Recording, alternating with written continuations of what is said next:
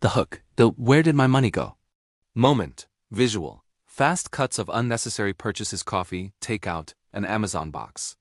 Then the creator looking stressed at a bank statement. We've all been there. It's 3 days before payday, you check your banking app, and you're hit with a level of math not mathing that feels like a personal attack. Where did it go? Was it the 3 iced oat milk lattes? The subscription for the gym I haven't visited since 2022? I got tired of the ostrich method, sticking my head in the sand and hoping my card doesn't get declined at Trader Joe's. So I decided to actually budget for 30 days. No gatekeeping, no, just stop buying avocado toast fluff. Just the cold, hard, slightly embarrassing truth. Week 1. The financial nakedness phase. Visual. Screen recording of a spreadsheet or budgeting app being set up. Use a table overlay for fixed, variable costs. Week 1 was humbling. I call this the financial nakedness phase because I had to look at exactly what I was spending. Host. I used the 50-30-20ths rule as my baseline: 50% for needs, rent, utilities, 30% for wants, the fun stuff, 20% for savings or debt. The truth, I realized my wants category was actually a chaos category.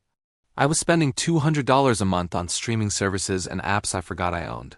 Pro tip: if you're starting this, look at your last 3 months of statements. It's painful, like looking at old middle school photos, but it's the only way to find your leakage. Week 2 and 3. The messy middle. Visual. B-roll of the creator cooking at home versus looking longingly at a food delivery app. A budget versus reality graphic. By day 10, the novelty wore off. This is where most people quit. I call this the decision fatigue zone. The hardest part wasn't the big bills. It was the death by 1,000 cuts. The $4 snack here, the $12 it's on sale item there. I had to learn the power of the 72-hour rule. If I wanted something non-essential, I had to wait 3 days. 90% of the time, I forgot I even wanted it by day 3.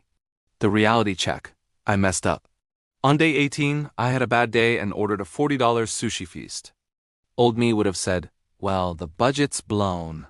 Might as well spend everything. New me just adjusted the dining out category for next week. A budget is a rearview mirror, not a prison cell. Week 4. The tally and the results. Visual. A clean, colorful chart showing before versus after savings. We made it to day 30. Here is the actual math. By simply noticing where my money was going, I found an extra $350 this month. I didn't get a raise. I just stopped bleeding cash into things that didn't actually make me happy. Key takeaways. 1. Automation is king. I set up an auto transfer to savings on payday. If I don't see it, I don't miss it. 2. Cash is scary. Using physical cash for fun money made me spend way less. Swiping a card feels like play money. Handing over a $20 bill feels like a breakup. 3. The why matters. Budgeting isn't about restriction, it's about prioritization. I'm not saying no to coffee, I'm saying yes to a vacation next summer. Visual. Host sitting comfortably, looking directly at the camera. Soft, inspiring background music. So, budgeting a magic wand? No. It's a habit, and habits are messy. But after 30 days, for the first time in years, I don't feel like my money is managing me.